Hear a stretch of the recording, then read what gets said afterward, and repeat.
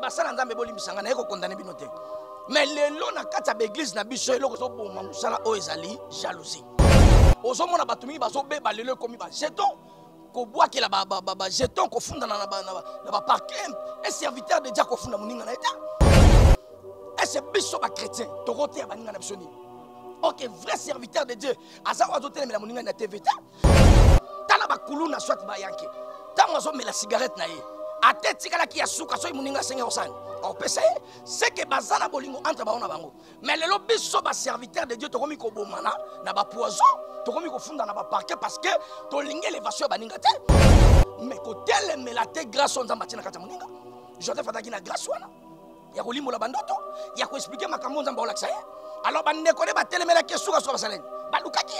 Et alors tango zo tele mela muninga par rapport à likabo nzamba tina kata. Et lobi ko kuta na problème moko et 5 ans présence na ko sala. Moutou a un cas compliqué, il faut le kanzambe na profondeur. Mais tant que le kanzambe ko banga te bato ba bombisa. Parce que Joseph bande connaît pas bande ko bombisa. Na yo bisa mutu mo azole la sikoya. O leli mingi na vina yo. O leli mingi na bomo na yo. Pona yo moni ke vine sili. Nga na ko ebisa yo esilité. Nzamba zali sima ya étoile na yo. Les abonnés de Miséricorde TV, vous allez bénir la piscine Mbote partout dans le monde. Quand je dis toujours, tout est possible à celui qui croit en Dieu et en Jésus-Christ. Donc, ceux qui ont dit en colo, la piscine Mbote, ceux qui ont dit en coloté, c'est s'engage seulement à toi, une réaction la piscine, merci, garçon plaisir, depuis. Moi, je dis grand merci à toi, Nadej Kimana, papa Zéphirin Nyanga, papa. La personne qui n'a toujours tant que soutenir les musiciens, tu as pour soutenir Bisso. Et puis, à toi, Nadej Kimana, la personne qui est belé, maman, oh, ça va fort, pour tenir dans la macasse, Égypte. Blessing Casimiro de la presse, la personne qui est ya Brad Bumba, la personne qui est allé au Kolanda. Bisso en direct, tu as lu le Nakati ya Kimbangu, quartier aujourd'hui na Kalamu, précisément na Prince Elenge, ça, chez les pasteurs. Révérend David et grand homme de Dieu, on a respecté et puis on a fait ça valeur tellement ébélé oyo alors bien vraiment na Paris en Zambie na assisté de tambola trop et puis nazarana na Cameroun na Côte d'Ivoire na mona pena ébélé à sala en tout cas azana Nzambe o le to ko sonaye les cambo Italia sur mon étoile parce que mon toute la vie azana étoile na ye o e brilla likolo et puis sur le plan, il y a l'église, comment fonctionnement de l'église et directement dans le ça Mbote révérend. Mbote Ndeko, journaliste. Bonne santé. Oui, ça va, par la grâce de Dieu, tout ça bien en Angola Nzambe. État d'esprit à yo, état d'esprit à l'église, c'est un peu fonctionnement. Comment? Oui, ça va, on a vraiment Nzamba Tikingate, Nzamba Zanangelongo et puis église, dans le sens il y a communauté, Mobimba évangélique, Alliance Seconde Gloire. Tout ça vraiment très bien par la grâce de Dieu. On a profité de sa communauté Mobimba Mbote évangélique Alliance Seconde Gloire. Nous travaillons ensemble, on a pasteur surtout, tout travailler par la grâce de Dieu, ça va. Je dis un grand merci à toi, maman, qui toque depuis Angleterre, na Pisson Mbote, maman. Onongenda, na Pisson Mbote Fondation, Onongenda, na Pisson Mbote Bele, maman, yo, au tir à bisoté. Car on a qui tout ça la fin du mois, tout ça na cause la suite na yo. Et puis rythme à toi, rythme taba. Quand on a la fin du mois, na cause là. Je dis un grand merci à toi, les prophètes Arnold Adoula, les responsables de l'orphelinat Miséricorde et puis chaîne Miséricorde, l'homme de Dieu. Et aux aliments Moko, yakati ya orphelinat Miséricorde, na ko tuna bonne santé et puis état d'esprit orphelinat. Normalement santé ça va et puis par rapport à orphelinat Miséricorde et je évoluer na volonté Nzambe et puis na bolingo Nzambe toza na bana oyo tozo kamba vraiment na Mosakoli tous ensemble vraiment baza plus de 75 alors na kati bana wana ba vivre toujours na ngolo Nzambe kulia na bango kulala ko vivre na bango ngolo nde yango moni ki za na bana pe fo batanga bazozonga ba classe ya ne oyo nde na yango na occasion na profiter ki ko senga na bandeko nyonso basungaka bato mitema malamu autant soit na mbongo aosa na ngelo mongo te na nzela occasion ya makambo Nzambe kosunga orphelinat et osala très important juste orphelinat za na Tiger toza wana ofelina miseko soko komi na Tiger wana otuni juste na kisenso déjà bakolakisa oyo esika nini ofelina ezali toza na bana ifo bazonga classe toza na badifficulté par rapport ya bauniforme bakaye kofutela bango ndako kolia toujours ezalaka bongo parce que mwana wakofeli baparent akanaki yango te tamoso azolala na condition oyo akuteli azolia na condition akuteli mais mutu aza motema malamu ya koede ofelina nzambe akozanga te kopambola ye parce que mutu azoede bano bazangi baparent aodefisa nzambe. Tu as déjà presque la rentrée scolaire. Ndeni bo préparer rentrée déjà. Bon, rentrée scolaire côté na biso moins négativité zali et parce que vraiment équilibre ezate to koloba. Équilibre ezate to na posa pe bana bazonga classe na modèle esengeli. Ndi ngomoni ke to lancer un peu message oyo na bandeko ya mawa na bandeko bazaka na mbongo balukaka place au soutenir nzela malamu yango ya kosala po ete bana wana pe bazonga classe malamu lokola bana na biso pe bazali kozonga classe c'est très important. C'est très important to continuer toujours to ko baka ndeto baka tout moment to qui est déjà directement na sujet aux actualité na biso to ko lobelo sur mon étoile révérend quand on parle de étoile.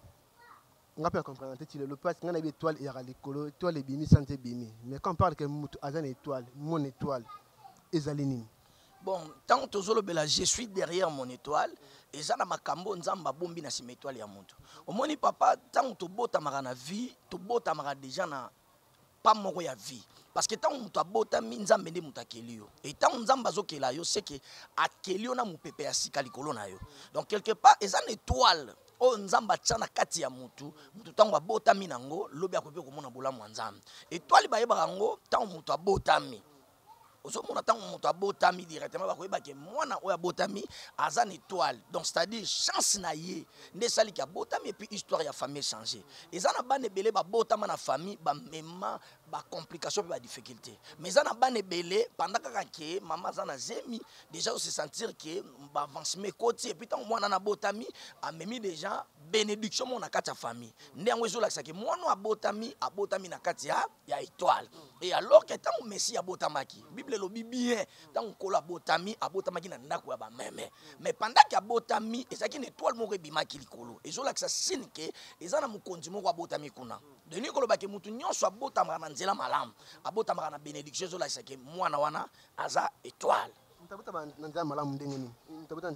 Bon, mutu akobotama na nzela malamu par rapport ya makambo mosakoli alobela ki sur il faut comment vaincre la guerre du sang et mutu abotama na nzela malamu ezalaka singa soit makila ya famille na kati ya libota donc tangu mutu alandi nzela ya nzambe ndenge tomonaka lelo mama aza na zemi et alors esengeli aluka nzela ya nzambe akende kosambela po asenga étoile ya mwana na ye eleka malamu donc c'est-à-dire mutu aza na mokumba na kati na ye ere alinga bota mwana aza na kanal ya bénédiction c'est-à-dire il faut alanda domaine ya nzambe po lobi étoile ya mwana na ebrille donc c'est-à-dire lobi bakobenga mwana na mutu munene na vie parce que mama na ye pendant azalaki na zemi déjà abandaki koki nzela ya nzambe mpona kosenga étoile ya mwana na ebrille bongo mama oyo aza liboma assemble kana ete mama nzambe te mais aboti mona waza étoile makasi ala mais mama nzambe te c'est elobi engol bani donc omoni makambo nzambe za mabombami nzamba sala makambo na tana ye pe na ngonga na ye eza mutu so akoza liboma mais aza na gloire pe grâce moko bo déjà nzamba tana kati na ye donc tant azobota mwana wana kolanda domaine ya mama azaleli donc ça dit maman botamaki na famille moko déjà étoile ezali malgré comme liboma asambelaka na ete ayebini makambo nzambe te mais aza déjà na kati ya misisa oyo ya famille ya malamu baza na étoile ya bien donc c'est à dire après ko kobota pe mwana na pas na grâce ou comme tel maman asambelaka te mutu asambelaka te akoki pe kobota mwana mais mwana naza na étoile na ye parce que ba grâce eza ndenge moko te okoki kobota mwana mais mwana kolandaka étoile na yo te mais akoki pe kobima na étoile oyo nzambe apesi donc mutu na mutu na grâce aza na étoile oyo nzambe atie na kati na ye yango to parler je suis derrière mon étoile donc mutu tango abotami azaka nsima étoile na ye étoile nde mutu elekambaka mutu mwana azaka na étoile makasi parce que abotami tango abotami makambo na famille échanger makambo na libota échanger makambo na ndako échanger papa ta mosusu mosala ezalaki te mosala ebandi parce que mwana moko abotamaki étoile wana esali ke emema bénédiction na famille. Bongo siko mwana oyo nde tokomona lelo ba fille ebele bakosala bakindumba balalaka na babar aboti na deuxième na bar aboti na bar siko mwana na siko oyo étoile na ekozala comment yango moni to conseil pe bato ebele comme ba fille bandeko na biso o balalaka na babar bavana omoni tant de jours na kati ya babar na ba vie wana oui ye bango ke nzamba ko protéger parce que nzamba mawa mais za nzela malamu te ya kolanda parce que attention ezana mutu mususu azana zemi na vie na ye amelaka masanga mingi amelaka diamba mingi attention esalamaka réellement komona pe mwana wa kobota mawana akolanda kaka bilembo ya mutu wana ndenge azali donc étoile na ye ezalaki déjà molangwi kokende na baba komela lobi soka boti mwana alors akotika mwana na même na ba zéro atiki ya bandi okebar lobi mwana pe tango okola enseigne olandaka étoile wana mais soki mwana wana aza déjà o nzamba yebaki uta libumu ya mama pendant que abotami nzamba ko épargner mwana wana po ete a changer étoile ya famille na bango parce que mama koza la muta baba mais akoyepa ko bota mwana lobi aye a changer histoire ya domaine ya famille parce que étoile ekokanete révérend expliquons bayeba ko bakolanda wana comment babaka non bayibaka muta étoile bayibaki mwana étoile na bayiba comment bayibaka muta étoile par rapport ya ko négliger au moins négligence ce n'est pas bien nena otu koloba wa maman tango za na mukumba esengeli obatela o eza bénédiction na yo bakoki pe koyiba mwana na yo étoile tango za na zemi tango suso mitikaka mutolo ya mwana na yo parce que monde amolili ezali bakoki pe koyiba mwana pe ba détruire uta na libomo pardon révérend tango bayiba étoile na sur bakenda na ngwa uba sala na ngoni monde amolili eza tellement compliqué et tango bazoyiba étoile ya mwana bakozwa étoile wana babandi ko utiliser yango na yango moni eza na mwana muso akobota ma bien azaki malamu azaki kitoko abota maza mayele mais vu que maman soit papa soit bandeko ba mimi na nzela nzambe te mwana toujours azana balabala mwana toujours azana balwenge mutu muso ko leka azana misala ya mabe azui la pesi mwana eloko mabe a détruit étoile ko ezana kati ya mwana na azui abandi ko utiliser étoile na ye donc akozwa yango ake a travailler yango na ka monde de ténèbres babandi ko utiliser mwana azaki mayele lobo moni akomi lokwa kizengi akomo sala makamoko oyo famille basala raté eza par rapport ya kotika bana ko abandonner bana donc maman boti bana na faut encadrer bango parce que tango tiki na balabala mutu amisala mabako bebisa ye tango apese mikata apese lipa oyo tamso aliaka na ndako mais abimaki na balabala bapesi ye et alors bakoki ko détruire étoile ya mwana yo yango wana omoni ke nazopesa merci na bamama nyonso balingaka ko encadrer bana balingaka ko protéger bana bango parce que mwana baza na facilité ya kobebisa mwana parce que mwana esprit ezaka faible mwana oyeba teke mutu azopesa ngi loko aza na misala mabe eza na bamama mosusu balinga te bana bango bakesakana na bana baninga eza par rapport alinga teke bazwa étoile ya mwana ye babanda koutilize yango oui c'est vrai monde de ténèbres mutu akokota na kati na yo mpe azwi étoile ya mwana yo ake nango na kana bango mpa bandi koutilize yango lobi vi ya mwana ebebi lobi vi ya mwana ebebi napesi yo mbote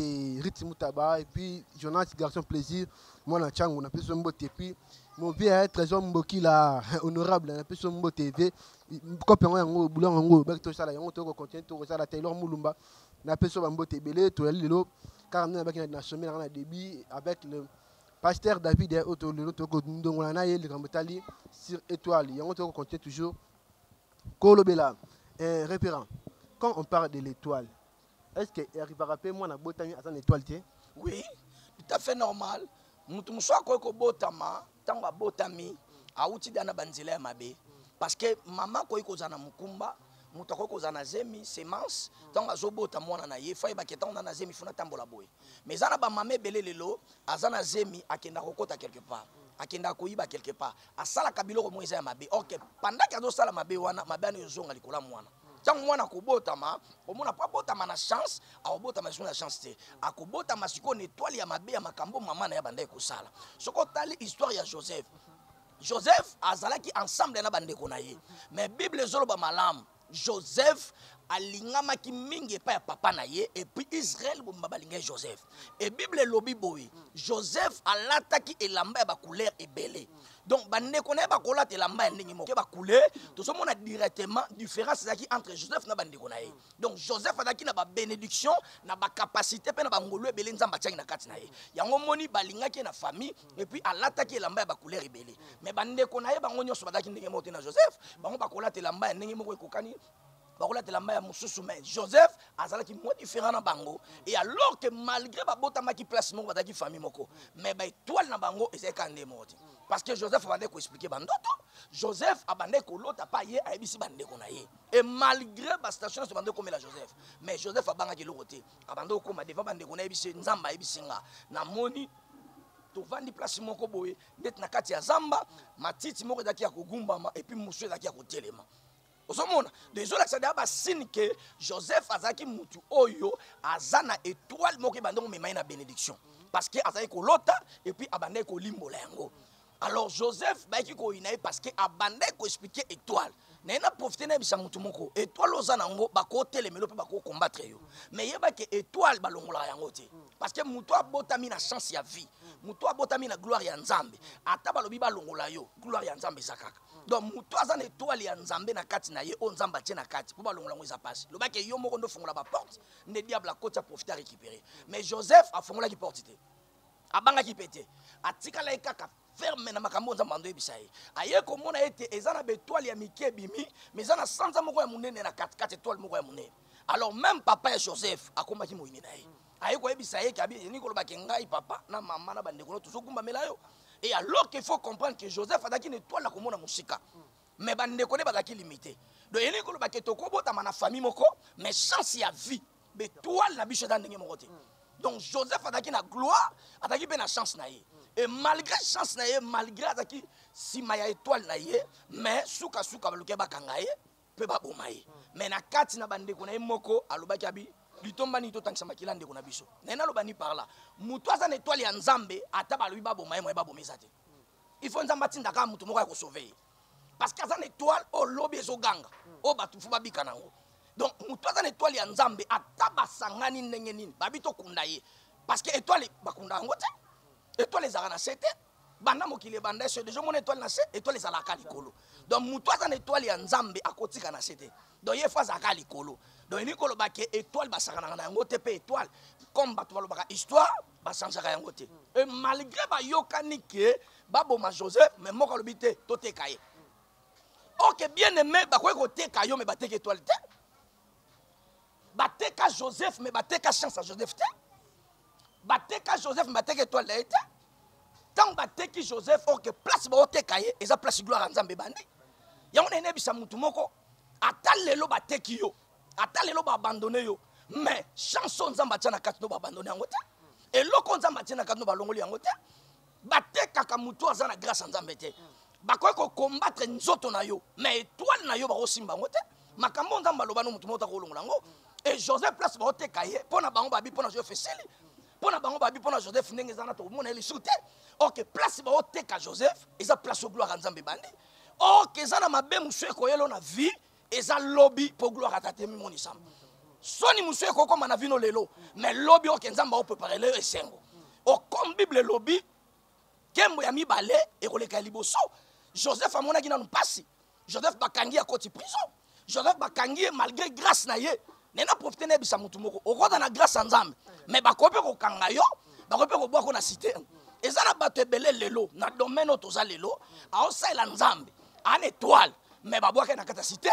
Et puis na kata cité na ngezani libulu ezanga mai OK lelo nengo tu koloba même na kata l'église même na kata ba serviteur belé oui alors c'est la Nzambe lelo étoile na ezali a vibra makasi a Nzamba lobela kaye mais OK bilo amike mike kanga ye comme un serviteur de Dieu babwa ke lemba so kufi nango alors bakangi muto aza na étoile babwa ke na kata cité libulu ezangi mai siko yo il faut no bimisa mai mais bazio so babwa ke na kata libulu ezangi mai obimisa nini OK na kata bétoile ata bakangi po ba condamner yo mais lobi Nzamba obimisa yo il faut comprendre quelque chose que chose à Nzambe ata bakangi yo lelo chose à Nzambe ata ba telemeli yo lelo il faut ba ke lobi Nzamba obimisa yo ko telemela Joseph banda ko telemela ye ezaki kaka na nzoto boyete mena molimo neti mutu mwa zola nanga siko azambi tumbebele makambo bebele zo avancer te ba vine za bloquer bakangi eti lelo amuna makambo etambola te donc bakeko bwake na kata libulu ezangi mai et azoluka Nzambe na bandenge nyonso tu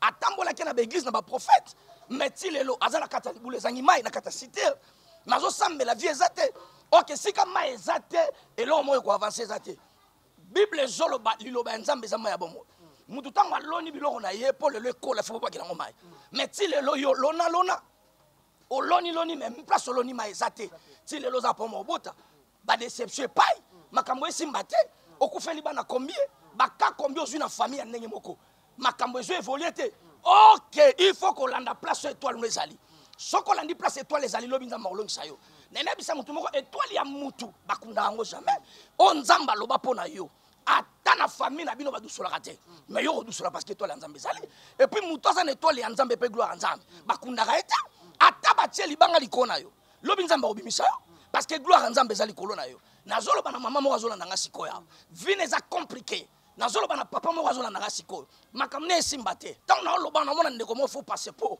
mais eza compliqué bamikanda na ye toujours complication e nzambe azoyebisa nga ndima makambo oyo nayebisa étoile noloba eganga omona histoire asiki ebana na vie na yo ntango so osali mingi ome ozwi eloko te oseme mingi ozwi eloko te c'est que il faut comprendre babwaki yo na kati ya libulu ezangi mai il faut luka nzambe abomo il faut luka place mai ya vie ezali il faut luka place oyo mopepa sika ezali e lelo ozwi libalo ekufi ozwi ekufi ocomprendre te oza place nini ese oza nsima étoile na yo nayebisa motu moko lelo zala nsima étoile na yo étoile no ezomema wapi tala bien vi na yo tala bien vi ya libota na yo ese baréclamation eza to eza te ndeko na ngai ya mwasi ya mobali Joseph azalaki ndenge moko te na bandeko na ye okobikaka lipamboli ndenge moko te na bandeko na yo bitumba ya bandeko na yo eza ya yo te mais attention na kati ya libota nyonso nzambe atelemisa motu moko il faut comprendre que nzamba kote l'émission bitumbe telemela yo mais il faut luka place oyo ko simba lipamboli ya malamu il faut comprendre que bitumbe so comme langeza eza facilité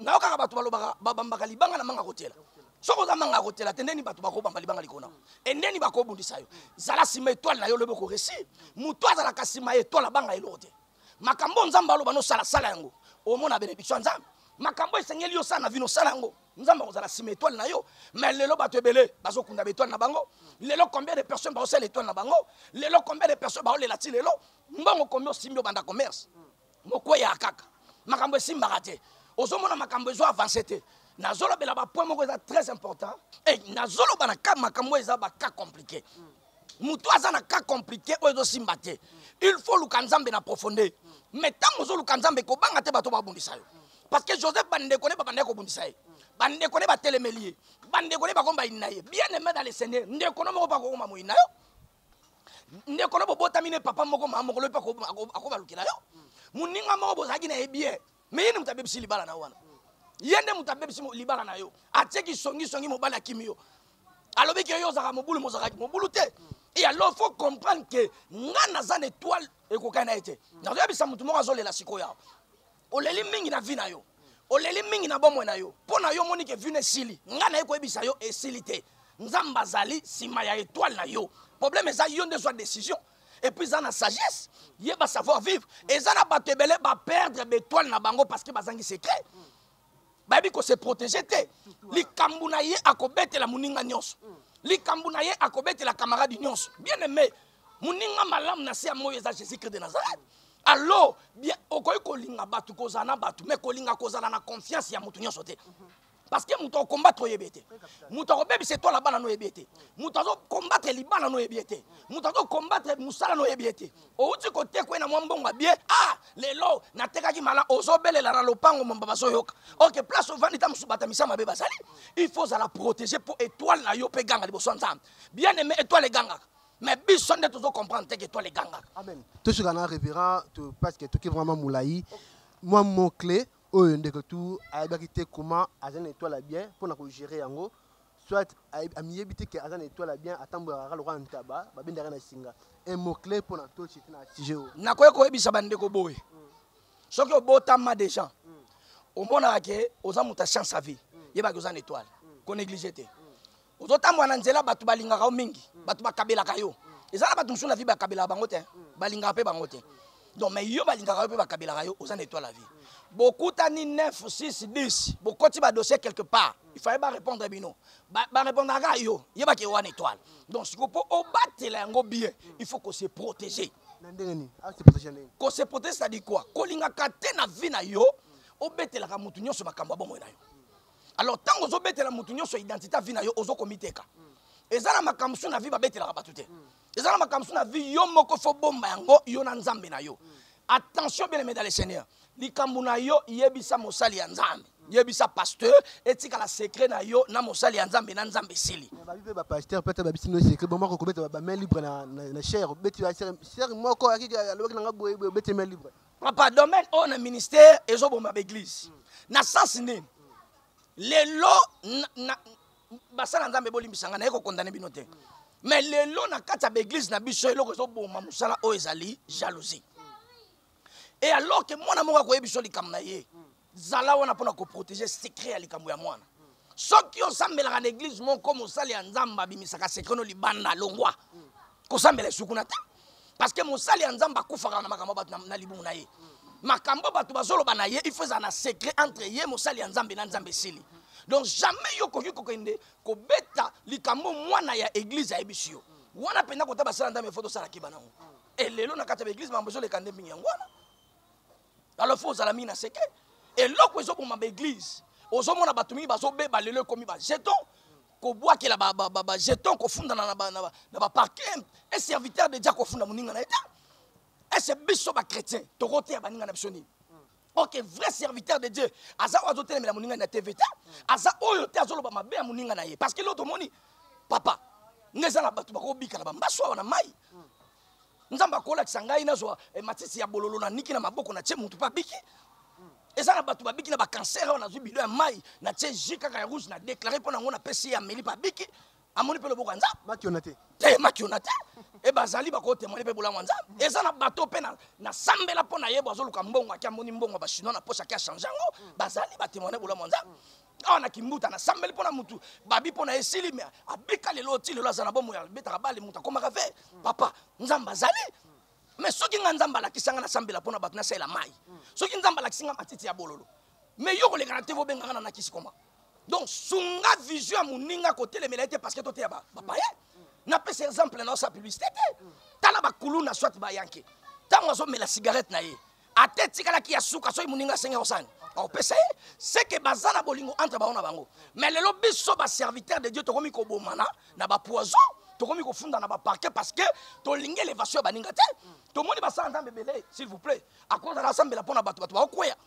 lelo tobenga yango bakisi alors soki nga David on ensemble pour bato bakweya seki nga mpe nabengaki na kisi et alors que il faut koyeba ko se corriger entre biso na biso mabe ezoleka mingi na kati ya baéglise parce que tona basekret et puis tolingani te donc moninga ya bandi ministère awa yo loko oza na mbongo ebele yo tie pembe na ye embala mo ekomi badeba ekomi bitumba ekomi koswana yebisanga tozoteya bapaye nini ok biso toza bato ya liboso il faut tolakisa bapaye ke tona bolingo biso toza bato ya liboso faut tolakisa bapaye ke vraiment réellement tosalelaka nzambe na ndenge solo mais kotelemela te grâce o nzambe atie na kati ya moninga Joseph ataki na grâce wana ya kolimola bandoto ya koexplike makambo nzambe aolakisa ye alors bandeko nde batelemelaki suka soka basaleni balukaki ye et alors ntango ozotelemela moninga par rapport à likabo nzambe atie na kati na ye elobi okokuta na problème moko esenga présence na ekosala okoluka ye mabe ya domaine ya basali ya nzambe ezali kolakisa vie na wan public bosala nzambe avivaka plus président de la république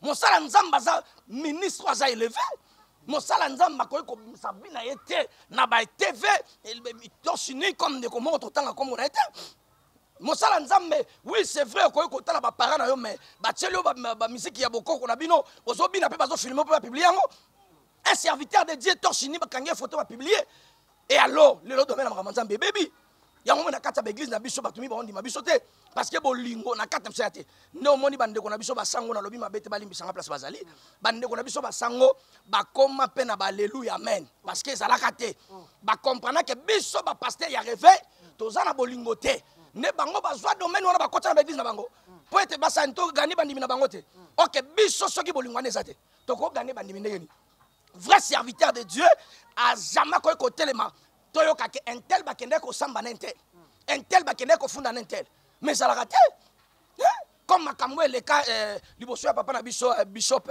Coutinho Fernando napesi mbote place azali j'espère azolanda ngai mon père donc wana papa ya foi pour moi et alors nga na regreta nango mboka na biso ozomona oyo il faut toluka nzambe et puis mboka oyo il faut bakonzi comprendre l'importance ya baserviteur de Dieu et lelo biso basala nzambe tosili vale comprendre comment bino serviteur de Dieu comment lelo bokende bokomi na réunion na président et bomo wela mbongo te ngande na président na ye ngande alekaka ye ngande na rabwe bobe ba aventurier mais papa eloko ezoboma mboka ezoboma pasi ya église eza vie ya baserviteur de Dieu parce que balingi toujours élévation est rapide zelate papa nga na kutana na basali ya nzambe o babimiselanga bambongo ya babriki na basaki mais nazwa yango te naozela te nzambe lelo eloko ezoboma église yango wana parce que omoni ke même bakonzi bakomosaka na bapasteur et c'est bishop Coutinho Fernando faso bakangelaka ye faso batambusa ye et c'est mosali ya nzambe aza élevé comme Coutinho nani ayebi te makambo Coutinho asa na mboka o Coutinho nde amemi makambo bastade Continue na mimba kamba fire. Bon ve Denis. Ah, ve Denis abunga. Ve Denis nzamba bwaka ye.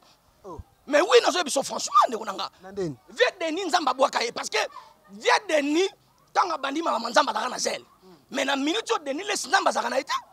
Nzamba bwaka ye. Naza clair yo biso que ve Denis les façon nzamba.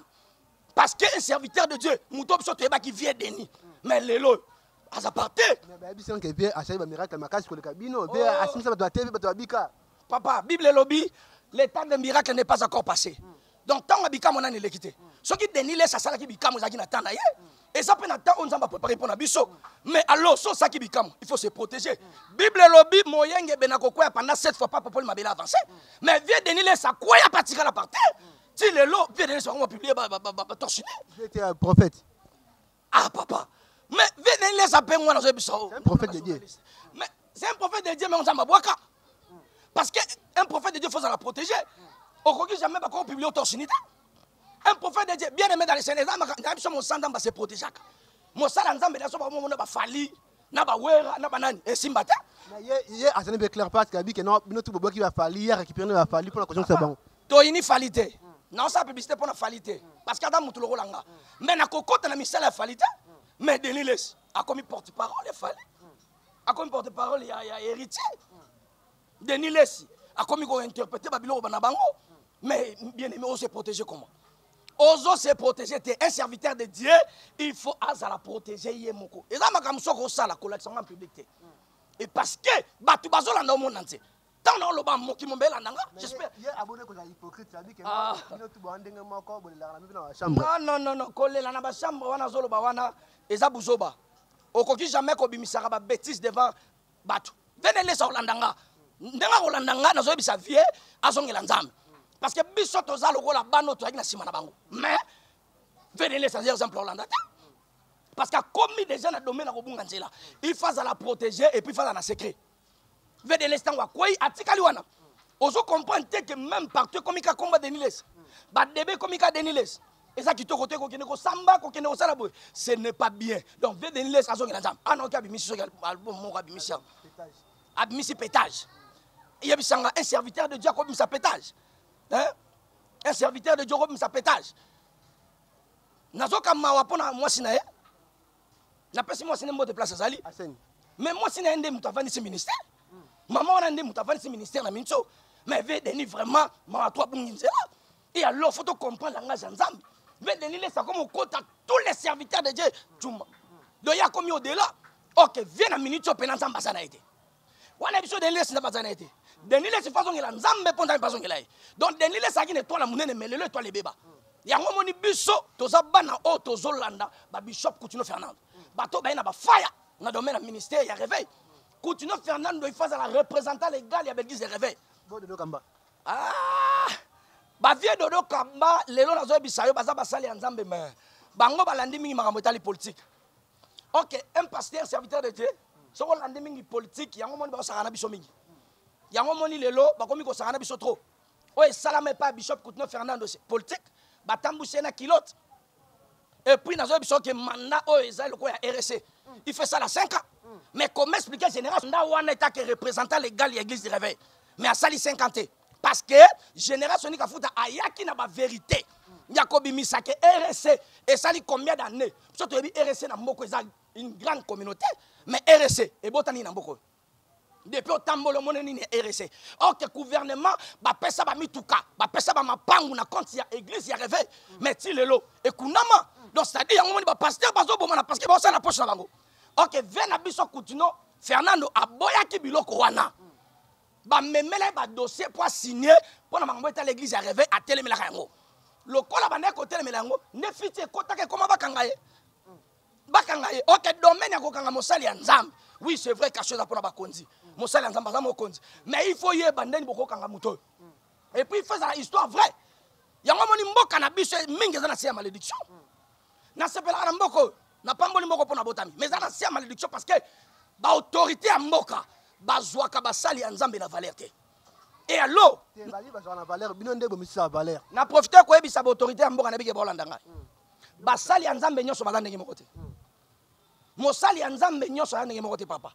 tant bino bobendi basala nzambe muso pembe na bino il faut boye bakopona banani obobongi pona bango ndeko nanga mai kalamba place na pese mbote makamuso le kaka mai kalamba c'est montage et c'est déjà mon erreur wana moi si abatu yo ndimi obimana mobali mais yo moko moi si yango za femme mariée ale obandi ko lobela ngo na ba Facebook na ba WhatsApp ba filmer mobali no paso yoka eza ba vanti lelo bazo lobela mai kalamba mingi mais mai kalamba asa proche ya président et ce yoka mai kalamba déjà les cas bana koloba alors barata bazo finga mais a garder toujours silence mais ba vie de Niles mais vie mikolo akangisa batu fort ve nani wana mai kalamba bon yo autant comporter mais ngana tan parce que na yoki yango te akangisa batu fort mikolo na yoki yango na nous tepe na moni yango te to kemba na yoki yango te pe na moni yango te parce que ndeko nanga mai kalamba ndenga sawana pona ngai bon na mona ki aza kimia za domaine moko pe na nzela kolanda tuna Taylor Mulumba ndeko na biso toko chité déjà babi tuna Taylor Mulumba yende abi secret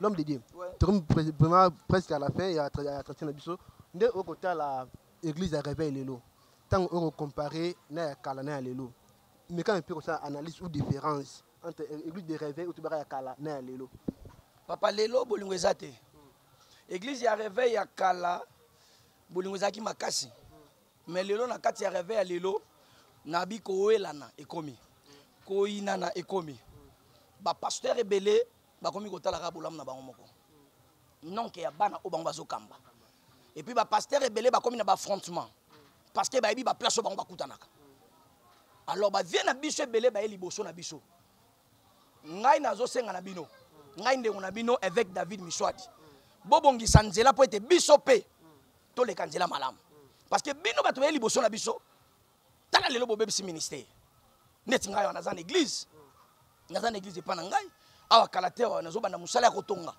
mais comment expliquer bato bakoza la toucher pour ba soutenir biso parce que bino déjà ba yana biso bobomaki musala bolingo na ministère bolingo na église lelo ezate ba serviteur de Dieu muninga ekote ya bochelie poison toti ko mona makambo kala mingi te toti ko leka pasteur mo ba toti ko bomae ake kote na mboka libanda basali ba jeune ana mwasi na ye mais ake kote na mboka ba paya bien aimé dans le Seigneur ba lambeli pasteur wana ti pasteur ameli atelemi na sera bandi kote ya boye kaka na libumuti ya koi poison bandimi église wana mosala ndamba futi bien na yake poto po ya kopambo l'église mais bino bobomiye bolingo leo na église zate yango moni mbiso basali ya nzambe po kende na église muninga moko teya il faut mema micro na yo il faut mema mai na yo parce que ozobanga ndengo zokende kuna oke muninga wana kaka ndenge ozalaka déjà bundisaka yo église ekufa tokata na muki wana tosimbana l'homme de Dieu tumpa presque na fin tokata mais nde oza na tonga na abwe babi ke non campagne ya munene soit beau voyager au peut sera 5 prophètes ou 5 pasteurs OK na bango o ba yeba na mboka Congo oyo komema papa ils a passé ils a passé pona parce que lelo confiance ya ba serviteur de Dieu ezalaka vraiment te attendez na zolo bao mosali ya nzambe moko koloba papa ngara yebiso na kutena mosali ya nzambe grand homme de Dieu na lemba moi je vais avec dans une église musuna lemba na lukwila 50 oui ah tozana makanza 43 nazo yebisa yo ndeko na ngai na sala milulu prophète mona kotanga kombo na ete aye na milulu wana koti atali nde na ba service si na yebike grand atombo lobo na lecture liboso abandi koloba suka na ngalobi église na ko pambola pasteur na bino peuple de Dieu attention muto pambola mutu te muto pambola batezaka nzambe nene biso lelo muto landanga soki ozolanda maloba o muto azoloba na yo fo yoka malamu il faut comprendre que mosali nzambe ne soit ko pambola yo fo banano na kombo nzambe tango aloba na nga église na ko pambola pasteur na bino Saint-Esprit rappelé nga na le bonheur de Jésus na motema na suka na ngwa zimbongo $100 apesinga abimi akei abisinga la luke na biro nazo ebiso ndeko na nga journaliste na bandeko bazolanda ngai nazo mbongo wana na pesi ndeko moko changer yango na kaboleli ba serviteur no sobadaki wana ndenge molimo ekamba inga tangu na kenda na biro na ye abimisela ngai mbongo na saki nazwa yango apesinga gourmet na bag condition yango na vana zwa mbongo na ba dollar ba 100 ba 50 ba 20 ba 30 ya sika raison zaka ke il faut nazwa gourmet na bag wana après na zimbongo tangu na boyi na kota ki na lopango wana na mona ki mutuka na ta abalu singa ya bimisali nga mutuka Abe mo mutu kana blé yo soko zui kaka bak ona gourmet zo mutu kana kenango. Ah non non non non ezali ka ba ange. Alors le long nazo biso ke na kota komba prophète wana te. Soko mina lemba super okoka asaka lisute. Prophète ana le lo kwa parti. Et puis ozo imaginer que ngana tout ça débat na bureau na ye na bima na bureau nazo bisanga papa yo so zaka na vino kozwate ngana bise maka manza metaka malem yo so banda TV lelo biso to banda ngolobi nazo biso ke lelo koya oyebi to kutana wapi to kutana na kati ya communauté oyo akeko kutana na père na ngai waza mentor archevêque Ndele mon colonel na personne mo déplacer ça directement il fallait kanakirda allez que pas secrétaire ngana za troisième personnalité na communauté akuta nanga chemutu na se biso ne ba to consacrer to bandeli ko yambisa enkole sumasia lo kwa mo continuer mobikisi yango nene bisa tous les serviteurs de Dieu oyo yebi ko za jaloux na muninga oyo yebi ko batami na sima bokoko na sima matiti ya yesa na importance te mo sala nzambo na lobo bato ba yebi le lo azate histoire ne sila yango na moni na question tuningai pona ko tanga ba serviteur soit ba prophète on a quoi qu'on a bango à part le prophète Adoul mais oui à part Moussakolade hein l'homme de Dieu n'a pas chambé de place aux allées Moussa les Nzambe on a dans un nguya makasi c'est pas polémique ça polémique na yoka bato lo bakambisa na côté ma yochola et alors il faut kanga na muto azana makasi na bien tango kanga mina mutu oyo azana maya bomo ete ozala benite ozala benite yango na mboka oyo s'il vous plaît il faut mi battre là. Il faut mi kebisa parce que mboka ezya kobeba. Mboka ezya kobeba. Basali ya Nzambe o nyonso ebika bunga nzela. Ngai ndeko na bino. Na yeko ebisa ozongela nzela. Tika ba pratique ezangi tina na TV. Soki muninga sali miracle tika na miracle na ye. Ya mabeka ka tokotele misango lokola vie na biso deni. Mais o nyonso tika liso etali miracle, tika sala miracle na ye. Mais o ezya mabene to kolobela ngo pe tokotele melango. Parce que soki mosakoli moko bungi nzela afingisi basakoli nyonso. Toza ba 3 fois sainte. Mais il faut que Mikebisa. Biso se doit battre mais que Lukate que erreur na yozala toujours répéter. C'est très important. Tous on est là basala nzambe. Tous on est là basala nzambe et le bas avec David tourne presque un fin il y a une émission de biso un mot pour l'émission et puis ceux qui kamboali numéro de contact bande ko benga yo WhatsApp. Nalika na bisa maman moko na zo mona vu neza compliqué. Étoile na yo ba eza ko zipama. Ti siko do tambola ba déception. Au Mathieu Kwei. Ba peso ba mbongo to banda ko teke zo simbate ozaki na libala malamu ndenge na loba libala ne kufi ndenge na zo loba siko ze pa na bino ozo nyoko mapozo la place mona bande kono souffrance za makasi na bango ndeni mais ta na zo loba wana zaki tala tala ngala za na étoile ta na zo loba na zo bisayo eza na mwasi moko to souffrir na beto hôpital zo loka loboko nzambe ndenga za wana fa bika lelo soka ndimeli nzambo pa mo loboko nae eza na mwasi moko utiko umelawa autiko umelawa tamboli pe mingi akena hôpital asali ba radio ba échographie ba bisi aza bien mais azo bota te libala na mincho na zolo beza des autres kutu biloko ne déjà bimi na salon mobala zola na chambre ya zola na salon donc kala mingi te façon ngi pana bango zo comment mais na zo pesa numéro na ngai mutu moko za il faut voyager na moni voyage ozo voyager kala te na zo pesa numéro na nga naza na Congo naza musika te naza juste na makanza 43 kimbangu soko lingo zwanga yango wana communauté zali église za na lemba kabamba ezali ngiringiri ezali tozali mais problème ezali soki olingo benga biso. L'église de Kambango ndeni. Bon, yango na lobi lelo omoni domaine ya ba serviteur de Dieu belé balinga bango basala. So ne biso ki nazala 21 jours depuis to banditi lelo na te imbala moko bana bazaba ko témoigner. Na te imbala moko so imbala mibale ba serviteur bazote ya na bana. Nazala ba église nazo kamba. Yobono Galate 6. Ah bon, Galate 6 nzamba pesa biso. Biso to vivre en église te. Mais nzamba yebi nga fungula ba porte. Na ba église nyonso nga na bandi ba église na 0.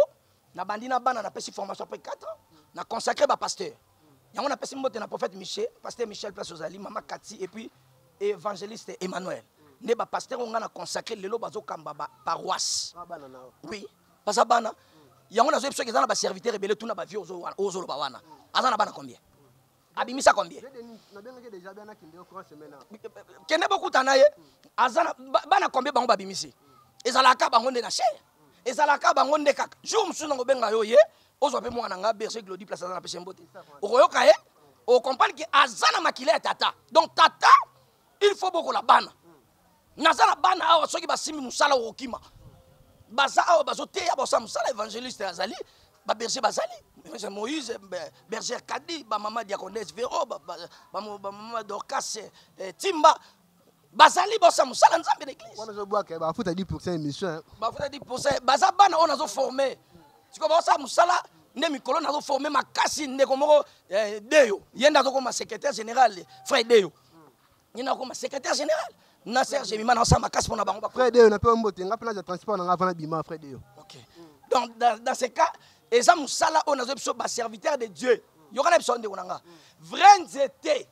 Ba yebaka yango na mbuma. Papa, tu formé bana. Tu as la bana cher bateya. Ndamba pambola ndekonanga évangile de pichu mwango. Po olingaka yoteya. Siko za na bana te sanga mugolo ko fana na kotika na église. Mugolo ko sala toke na ravage na kotika na église. Et puis basali ya nzambe to tika likambo. Yoka kando te ya balexaka matia no na TV. Mais jour que na rapoto moi no tika la église pas ni balexaka la TV te. Au moni place jalousie de comme bana bazo comme ba rebelle. Ne moi na bimi pas que font l'église parce que papa a tiré la rabango cherté. Numéro de contact rapidement. Plus 243 089 519 49 51. Plus 243 089 519 49 51. Soit 090 35 32 875. Plus 243 90 35 32 875. Vous savez que Belé, bon, là, qui est vraiment très kitoko. On a fait mbote, papa Zéphirin Nyanga, mon père, Karandolo Baki, Nako, il y a Willy Mouchen, Nicole Mboka, Karandolo Baki, il y a eu route Ratakate, Nadej Kimana, on a fait mbote. Vous savez que Belé, bon, là, qui est attractif, vraiment très kitoko. On a bino, vraiment, na Kumbami, ce qui est sur été prochainement. Bye bye.